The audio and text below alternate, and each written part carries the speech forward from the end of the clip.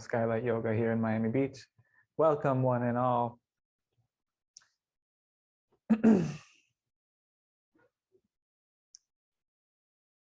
We will commence tonight's Satsanga. You can bring your palms together in front of your heart. Take a bow to yourself, sincerely and genuinely thanking yourself for showing up to yourself, for embarking on this journey through yourself.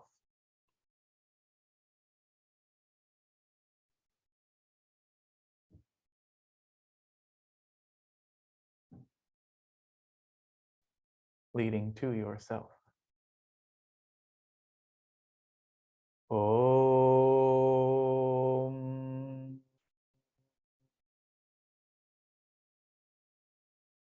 Om Brahmanandam Param Sukadam Kevalam Jnana Murtim Tandvatitam Gagana Sadrisham Tattvamasya Dilaksham Ekam Nityam Vimala Machalam Sarvadi Sakshi Bhutam Bhavatitam Triguna Rahitam Satgurum Tam Namami.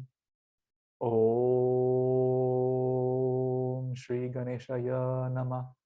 Om Aim Saraswatye Namah. Om Shri Gurave Namah. Om Shanti Shanti Shanti.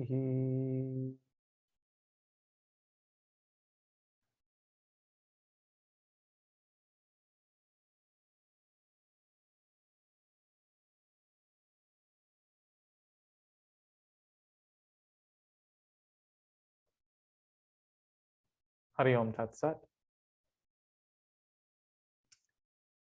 Om Shri Gurave Namah. We'll commence tonight's Satsanga in chapter 13 of the Bhagavad Gita.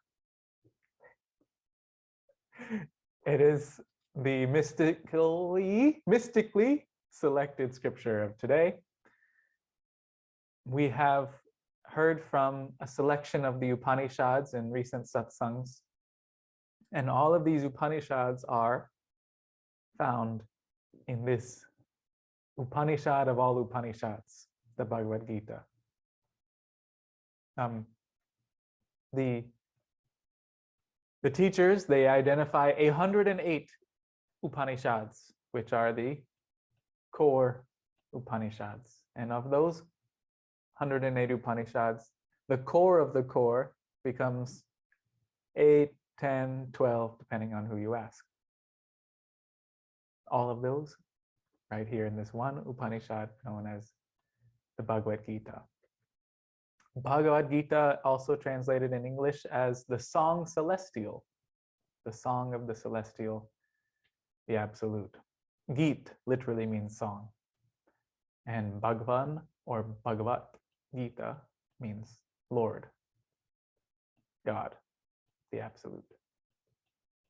So right off the bat, we should clarify that yoga implies no limitation of faith or belief. One does not have to call oneself by any follower of any religion or spiritual practice or tradition to be an adherent of the yoga practice and to be a practitioner of yoga. Am I cut out to be a yogi? Well, that is up to each and every one of you. Yoga is your essential nature, is who you are.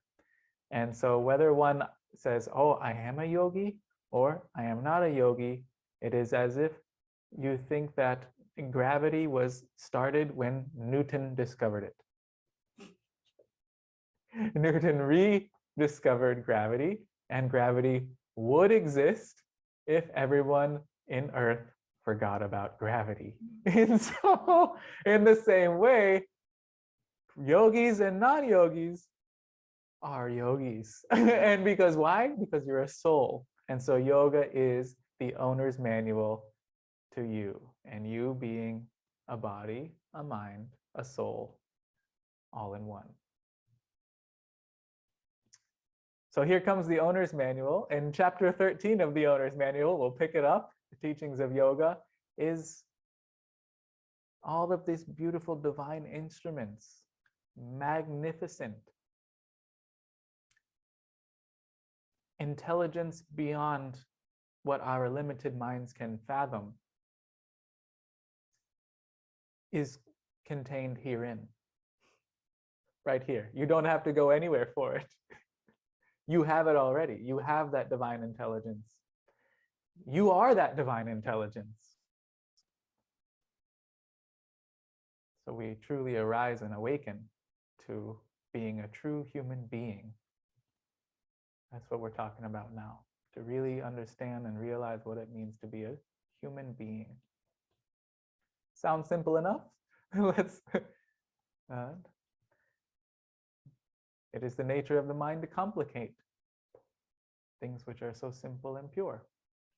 It is the nature of the intellect to dissect into pieces and categorize and compare and contrast. There's this nature. But we must understand why we are given these tools, such as the sharp knife of the intellect. When you see the devas and devatas depicted with swords and axes, it is mystically leading you in your meditation. Cut the head off of ignorance. Keep sharpening your blade of jnana, of wisdom, of knowledge, to be able to discern very clearly and swiftly what is real and what is unreal, what is the self and what is the not self, what is permanent and what is impermanent. Chapter 13 in the Bhagavad Gita is known as Kshetra, Kshetrajña, Vibhaga Yoga. Kshetra is field. Kshetra means field. Kshetrajña means the knower of the field. Vibhaga, distinction, yoga. The yoga of distinction between the field and the knower of the field. When you develop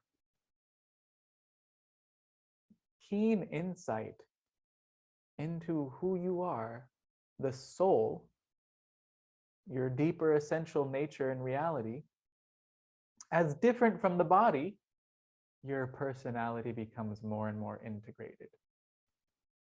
This is what happens when you start to discover it's covered, the truth. And so you discover it in satsanga. Who am I? And as you keep realizing and understanding and reflecting, listening, reflecting, meditating, and realizing what you have heard in the satsanga, your personality becomes more integrated.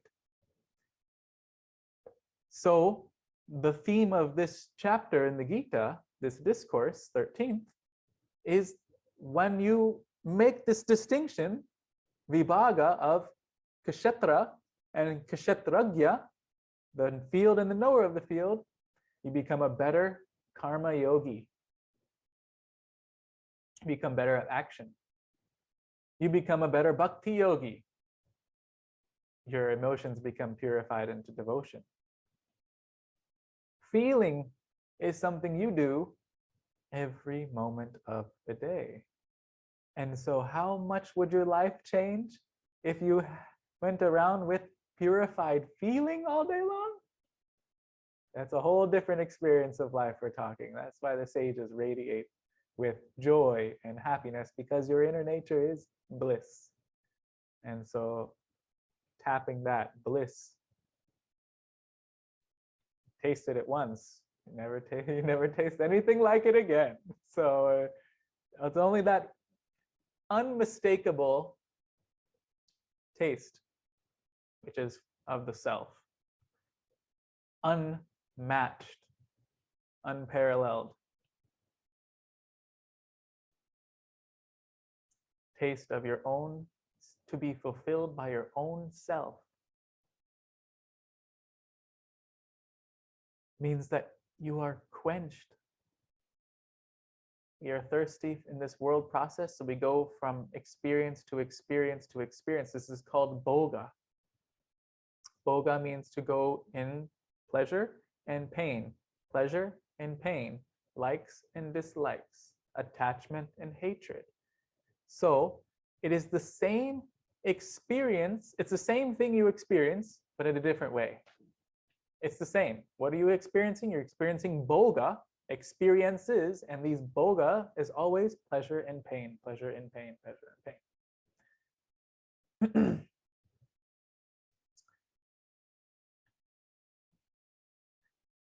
So when we cease to be a bhogi and start to be a yogi,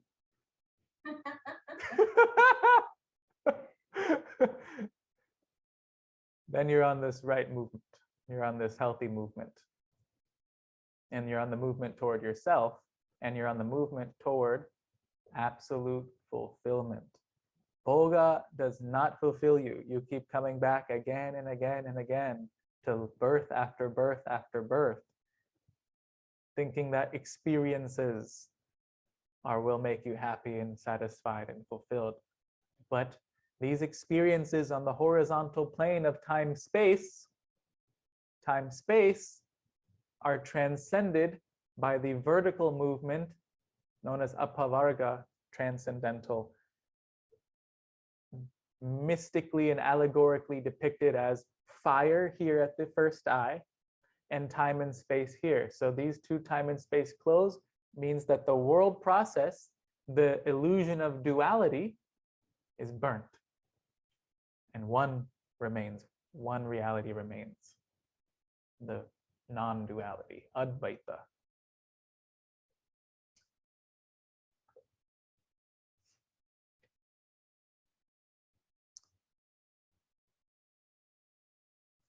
So we do this by yoga.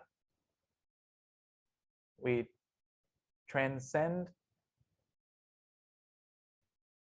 likes and dislikes and the pairs of opposites, all pairs of opposites. We transcend them in this upward movement. We've just described bhoga is the horizontal line of the cross of Christ and Christianity. And we've just described the vertical line of the cross, apavarga, transcendental movement. This yoga practice is a transcendental movement.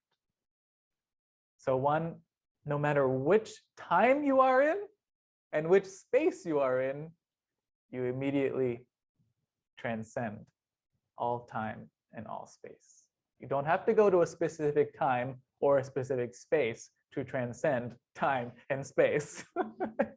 This is a key distinction as we move through the yoga of the distinction between the field and the knower of the field. So the soul, in its state of ignorance, keeps on sowing seeds of karmas, actions, and therefore their reactions. Karma always comes action and reaction, cause and effect together. Karma is not defined by one or the other, it's defined by both, action and reaction, cause and effect.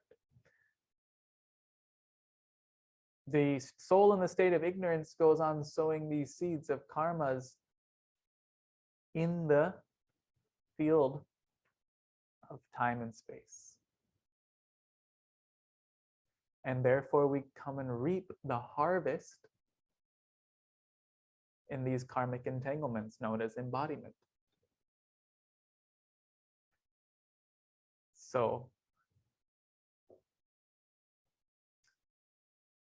now one in the state of realization, in the state of enlightenment, one is liberated from karma. How? As we will see through the practice of yoga, how one becomes free of karma, because you say, wow, like, to be free of karma, this karma has been causing every one of my repeated embodiments. And I experience my life according to my karmas. And yes, I'm learning through my spiritual preceptor and my guru how to perform karma properly, my agami karma, my free will, what to do with this free will which we have all been given. Do we waste it on worrying? Are you going to become a warrior or a warrior? With your free will, you can do both. You can do either one. You can worry a lot and you become restricted and narrow. Your vision becomes narrow of life and of yourself becomes narrow, and we become tense and we become stressed and anxious. Or we become a warrior, a spiritual warrior. Adorn yourself with both the shield of mantric armor, as well as deck your soul with the divine virtues, and there's no question of your security anymore. You don't have to be protected by any external source, walls or laws, because you are a real warrior. And this warrior is, of course, this is all allegorical. These mantric armor, mantra, a tool that protects and frees the mind. All kinds of bombardment and stimuli are coming into the mind on a daily basis, moment to moment basis. So you must wear protection for your mind. And what is this protection? It is mantra. Mantra.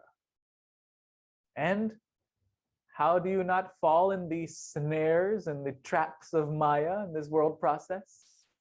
You deck your soul with divine virtues. Soul decked with divine virtues. Example, 4 sages walking through the forest, and a robber, a murderer, comes in at knife point, tries to rob them. And because these souls are fully blossomed personalities, self-realized, all that can come to this robber is spiritual fragrance. So what happened to that robber? He became Valmiki and he wrote the Ramayana. That means that that robber and that murderer was completely transformed by the spiritual aroma and fragrance of the divine virtues that emanate from a true and living sage. And he was transformed and he became the author, the scripter of the Rishi of the Ramayana, the second largest body of literature, epic story on this planet. Central yoga scripture on the glories of Lord Rama. Truth embodied in daily life is the story of the Ramayana. Okay. So it's time to release ourselves from the bondage of births and deaths, the rounds of births and deaths, and attain liberation, enlightenment. Srimad Bhagavad Gita. Om Shri Krishnaya Namah.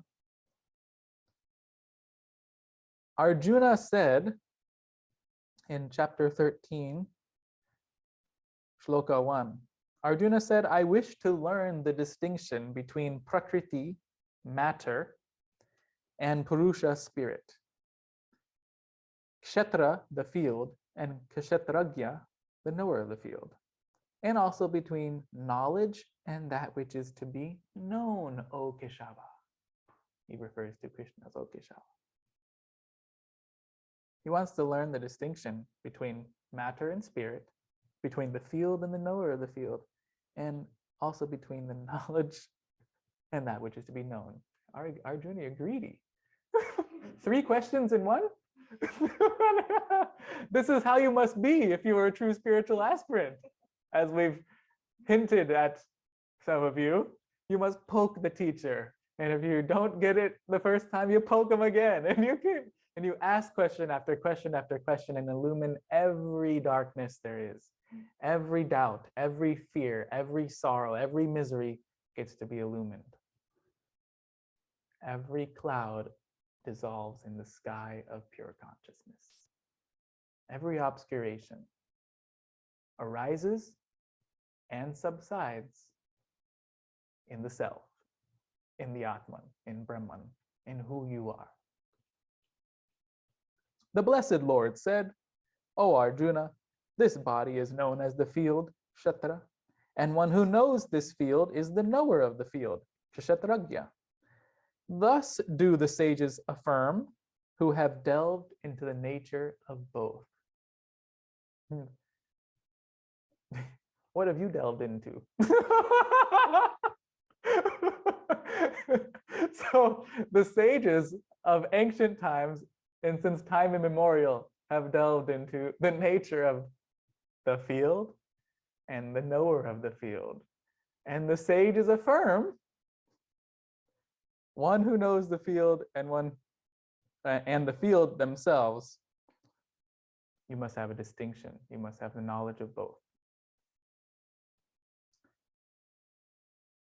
Sri Krishna continues, know me as the knower of the field in all beings. O Arjuna, knowing the distinction between the field and the knower of the field is deemed by me true knowledge. So thus he answered Arjuna's last question. He said, oh, I wish to learn the distinction between field and knower of the field, spirit and matter, and also between knowledge and that which is to be known. We think there's a lot else to be known, but it's actually only yourself that is to be known. And all of this externalized effort to know things about this world or things about this universe or things about other people are actually movements toward knowing about yourself. As we have reminded you before, Atmanastu kamaya sarvam priyam bhavati. It's for the sake of the divine self that everything becomes dear to you. Who is really enjoying the prasad? Who is the enjoyer of the prasad? Hands going up. Who is the real actor? Who is the real doer?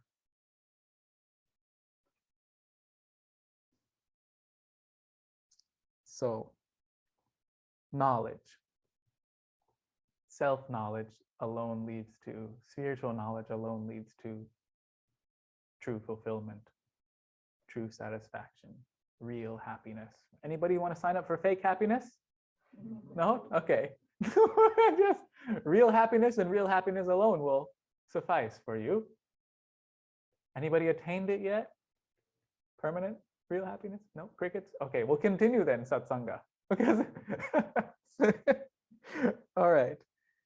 Know me as the knower of the field and all beings. That is Lord Krishna, that is yourself, the higher self, the highest self, the Atman, the Brahman. The absolute reality of you is the knower of the field, and the body is the field. Knowing this is true knowledge.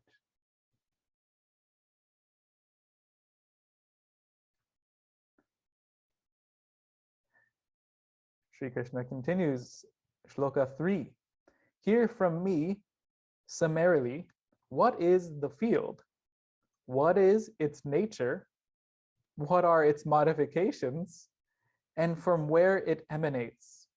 And also, what is the nature of the knower of the field?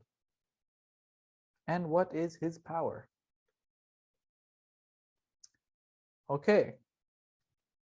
Number 4. Shloka 4. This knowledge pertaining to Kshetra and Kshetrajña, this knowledge pertaining to the field and the knower of the field, has been sung by the sages in various ways, distinctly stated in different Vedic hymns and also expressed in the well-reasoned aphorisms of the Brahma Sutras. Brahma Sutras are over there in the library. It's the thickest one you see in the library. It is the exposition of Upanishadic wisdom. So it explains and explains and explains for every angle of understanding the Upanishads, the wisdom of the Upanishads. That is the science and the reasoning. That is the purification of your intellect. If you don't understand, what is the only solution? To understand. So you read the Brahma Sutras to understand. And you are guided by a qualified and proper spiritual preceptor. So Lord Krishna says here, and as we mentioned in the beginning, Lord Krishna, these are names selected for a specific purpose, a specific reason. You can give any name according to your own concept, understanding, and faith. He says, this knowledge pertaining to field and knower of the field has been sung by sages in various ways. So if we go back to Shloka 1, Arjuna wants to know between matter and Purusha. So Prakriti and Purusha, matter and spirit. You will hear the same truths and the same concepts expounded in different ways. The same truth has many appearances. You alone are the truth, and you make up many appearances. It is you who is the reality behind all appearances. Distinctly stated in different Vedic hymns. The Vedas are precise, they are direct, and they are also allegorical. So to determine when, and to be able to be sensitive to when the teachings in the scriptures are giving you something descriptive or prescriptive, requires your sensitivity and, again, guidance under a guru. And when you have this Ishwara Kripa, the grace of the Absolute, you become a Jiva. Now you have the Atma Kripa, which is leading you to self-realization, who you essentially are, Brahman, the absolute reality. This whole movement of your Atman, yourself, is enfolded in what? Grace is overseen and protected and supported and nourished by the grace of the Absolute, who you are, in its universal sense, in your highest sense. The highest concept and manifestation that your mind can hold is the Absolute Self.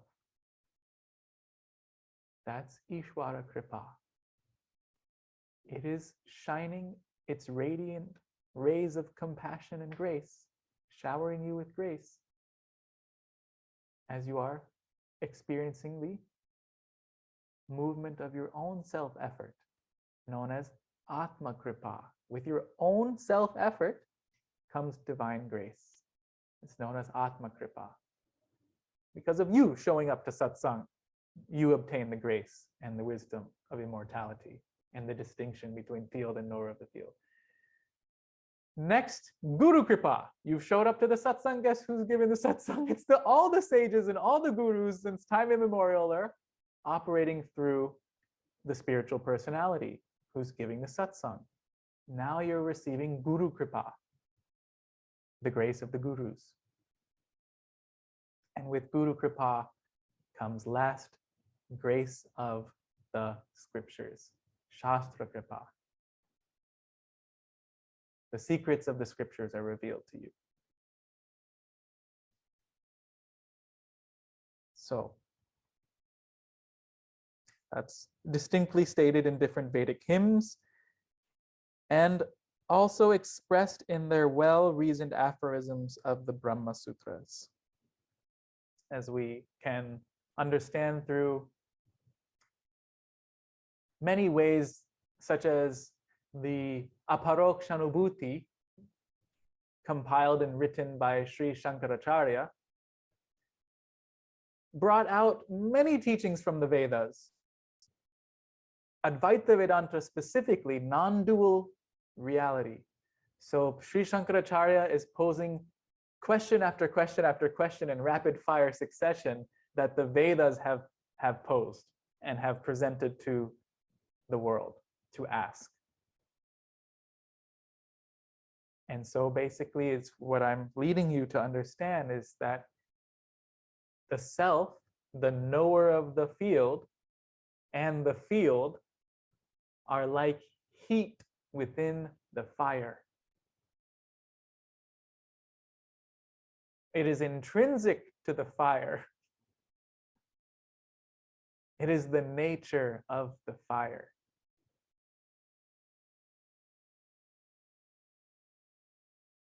Earth and earthenware.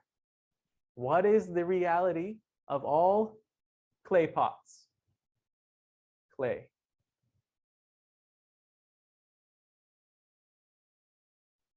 You have gold necklace, you have gold ring, and you have gold bracelet. What is the reality of all of these ornaments? Gold. Because if you take gold away from the necklace, if you take gold away from the ornaments, do you have anything? No, you have nothing. So what is the only reality there? Gold. One. Advaita. Not two things, one thing is there. Gold. This is the distinction that we are learning in chapter 3.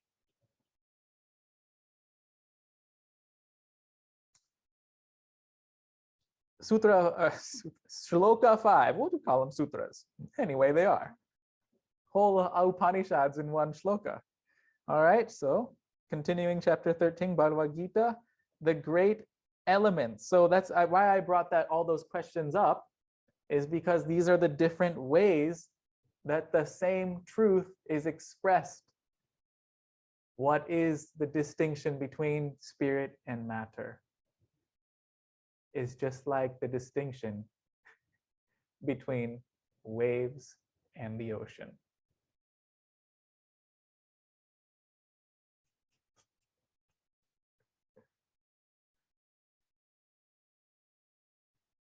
Thus, Sutra 5, those great elements, the ego principle. Okay, the great elements, the elements you're familiar with, but they're great principles. Your earth, your water, your fire, your air, and your ether. The ego principle, ahamkara. The intellect, the buddhi. Also, great elements are also called tanmatras. Ego principle, ahamkara, intellect, buddhi, and the non-manifest. The 10 indriyas, 5 sense indriyas and 5 organs of action, 5 jnana indriyas and 5 karma indriyas. The mind,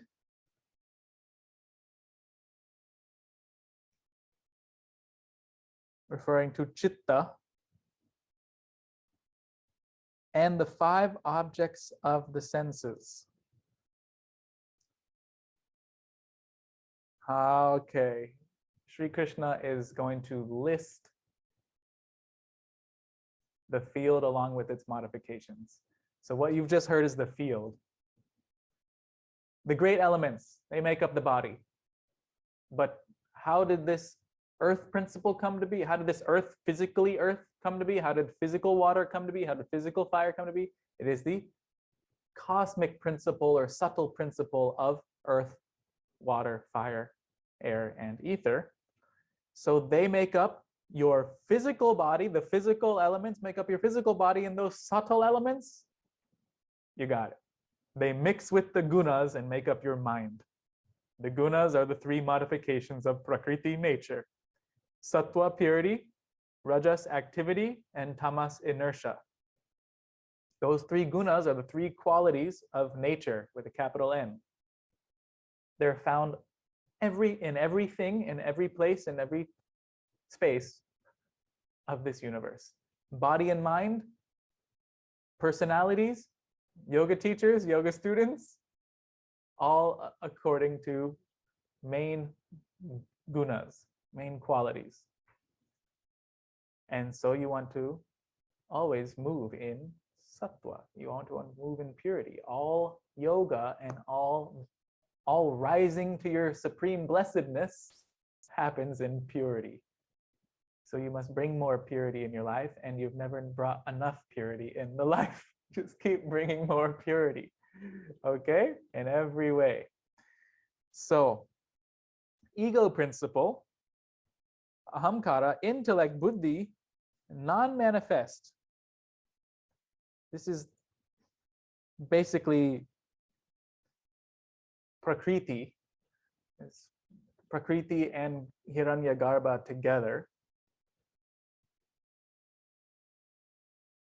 The 10 indriyas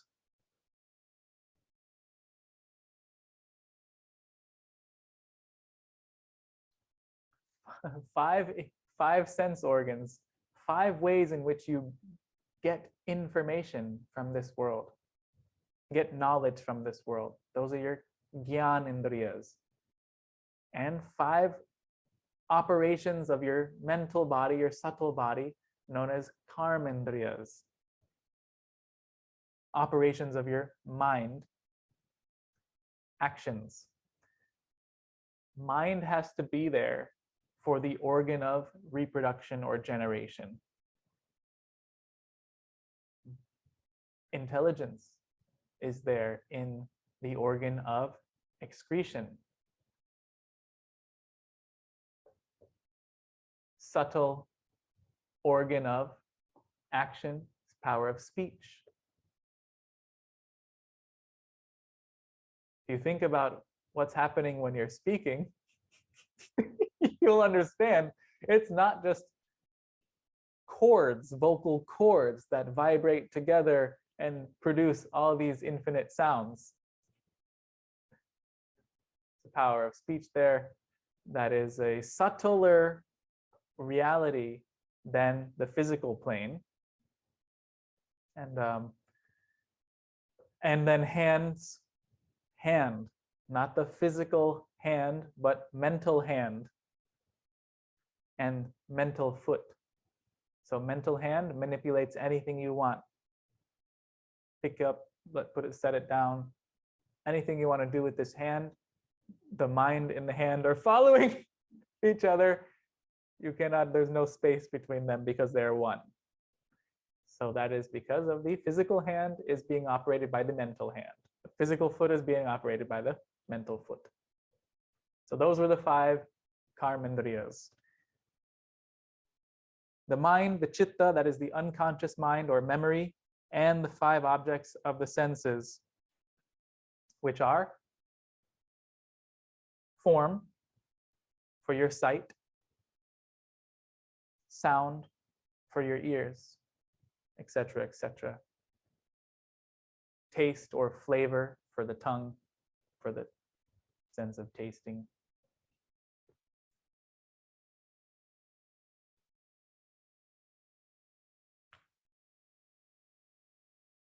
Air or touch for your feeling, sense of touch is all given by air.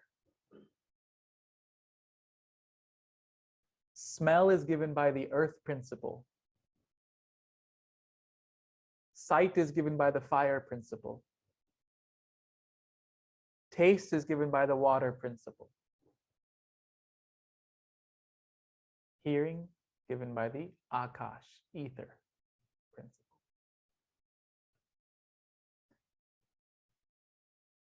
That is the field. And now the modifications of the field. 6.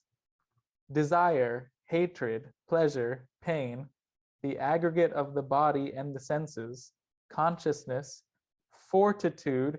This, in brief, is the field along with its modifications. And of course, it means the little consciousness. It doesn't mean absolute consciousness, because that is who you are. It means the relative states of consciousness, the waking consciousness, changing into the dreaming consciousness, changing into the deep sleep consciousness, changing back into the waking consciousness. What is the reality and that which is unchanging all throughout?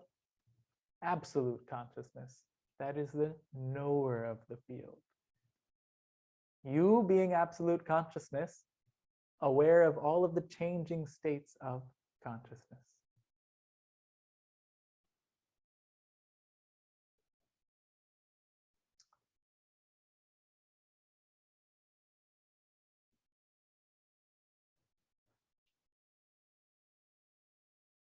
You are aware of your waking self, your waking state.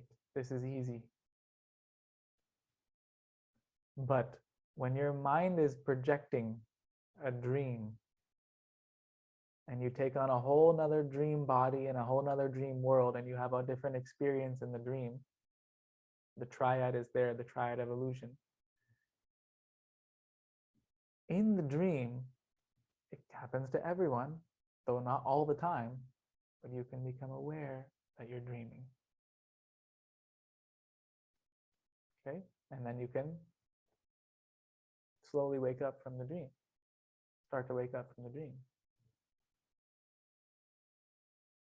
In the same way you do in the waking state. Now you are dreaming.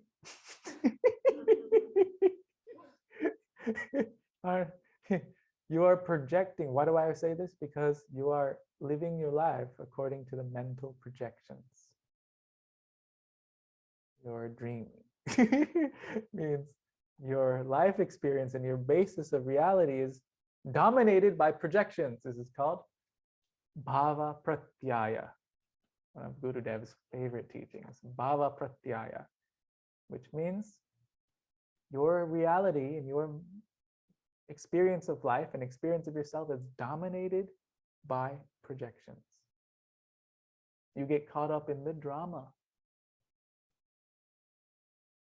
Watching the cinema show or watching the movie, you think that you are the actor in the movie.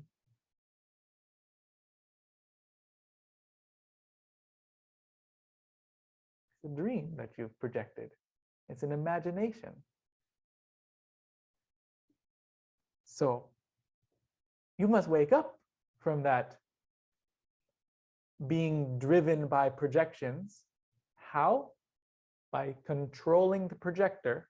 Controlling the projector is the mind, and therefore you control the projections, and you do two things. You control them, harness the power of the projector, harness the power of your mind, and then select which projections you will watch or you will have. You start to make your projector transparent. That's right. Those projections, instead of becoming dark and negative, full of the vikaras like anger and lust and greed and hatred and jealousy and pride and delusion, we start to make it light, sattvic, purity, fearlessness, compassion, mercy, patience, purity of heart, purity of mind, wisdom, friendliness, cheerfulness, the divine virtues, makes the projections lighter and more transparent. And then now, instead of veiling or obstructing the screen, they reveal it.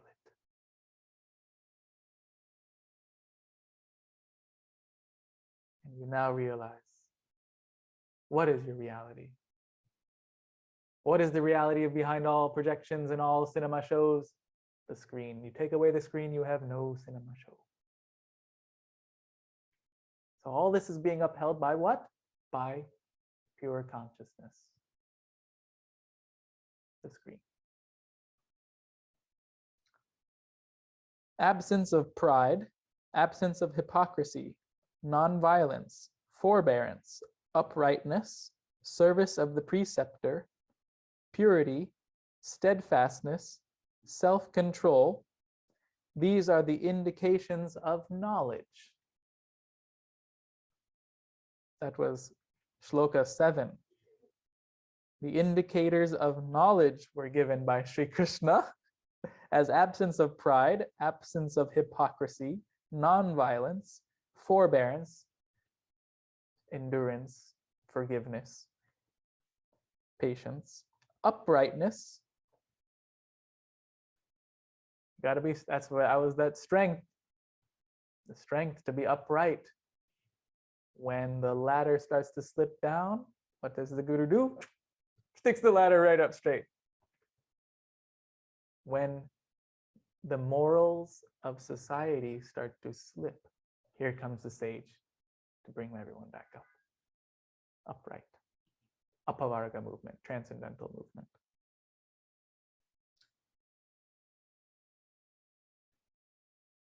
Service of the preceptor, service of the guru, purity, sattva, steadfastness, self-control. These are the indications of knowledge.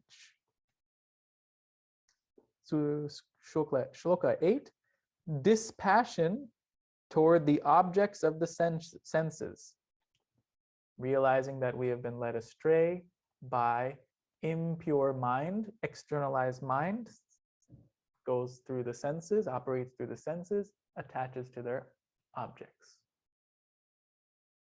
That was pleasurable. And then you'll get painful experiences. If you are in the world of bhoga and this horizontal movement, you will have both experiences, pleasure and pain. You will never be able to fully secure one or the other.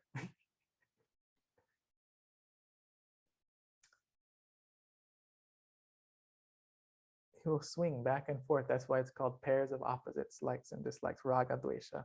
And that raga dvesha leads to karmic entanglement. Yes. Sowing those seeds, those karmas, to reap it in time and space, entangled. So now you have dispassion for that entanglement and passion for untangling yourself. Absence of egoism and reflecting upon the evils associated with birth, death, old age, disease, and pain. Reflecting upon the evils associated with birth, death, old age, disease, and how cruel. We go through all this effort and then we die. Come on. That's definitely not the purpose of life. I'm telling you, right? You've discovered. I thought the purpose of life was to eat, drink, and be merry.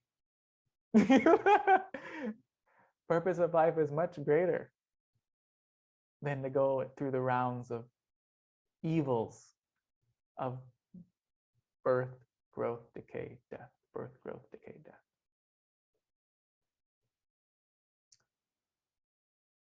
The greatest disease, the greatest virus is mortality virus. And it plagues all souls. And so we've come here to be cured of this virus.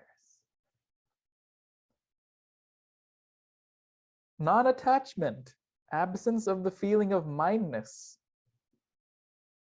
Ahamata and mamata are two of the deepest seated seeds of entanglement we have planted from birth to death to birth to death. Ahamata, this is me-ness, me. This is me, hamata, and mamata. If this is me, this is mine. Hamata and mamata. It goes on keeping you bonded, trapped, world of karma. Feeling of mindness towards one's son, wife, house, and the like, and constant, so non-attachment, absence of the feeling of mindness towards one's wife, son, house, wife, like the like, and constant equanimity of the mind under all circumstances, known as samadhan, even-mindedness,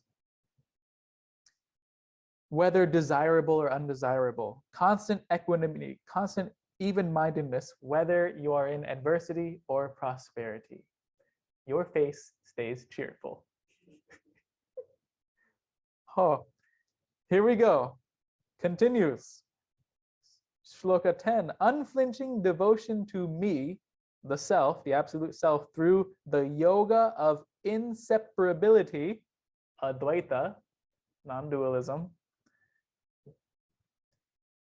the yoga of inseparability, abiding in inner solitude, abiding in inner solitude.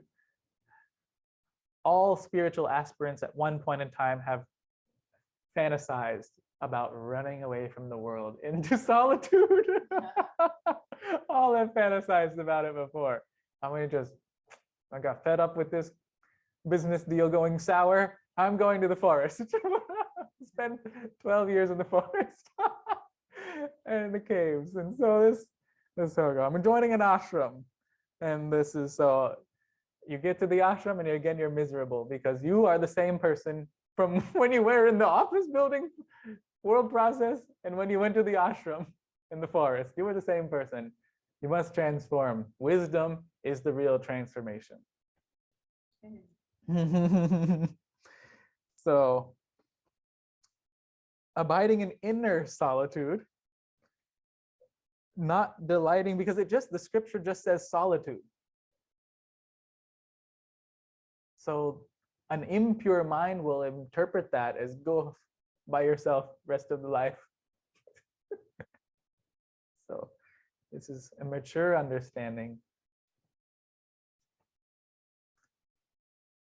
Not delighting in the company of the worldly minded. You must turn your gossip into God-sip. Thank you, G.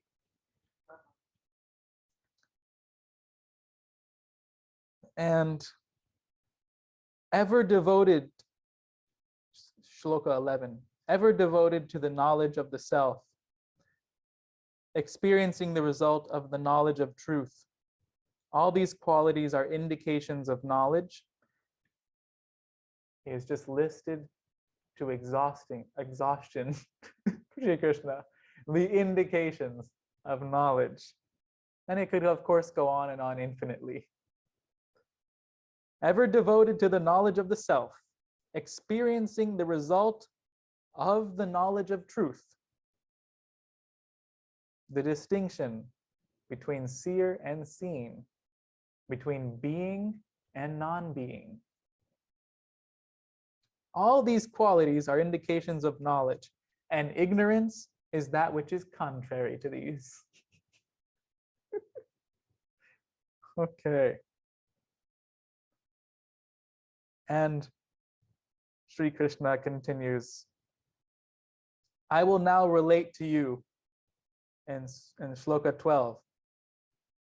I will now relate to you that which is to be known, knowing which one attains immortality.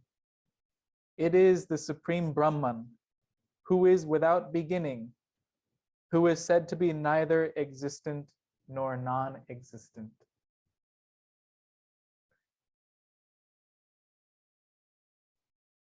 And with this, we'll conclude for now. For today, we'll hold off and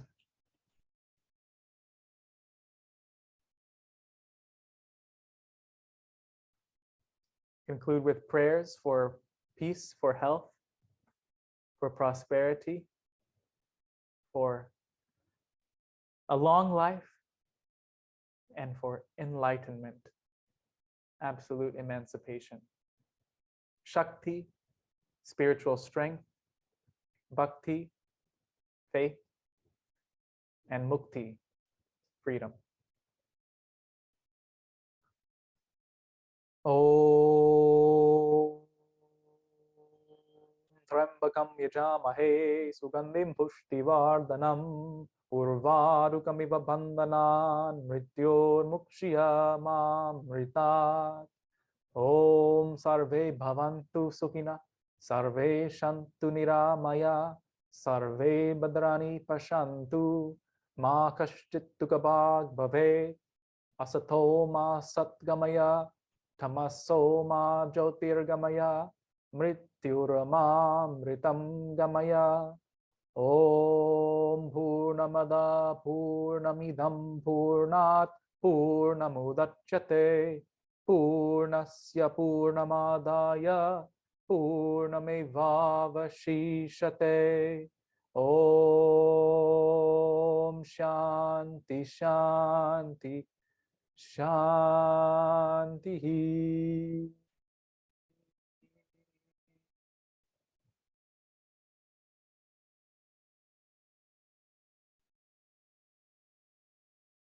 Hari Om Tat Sat.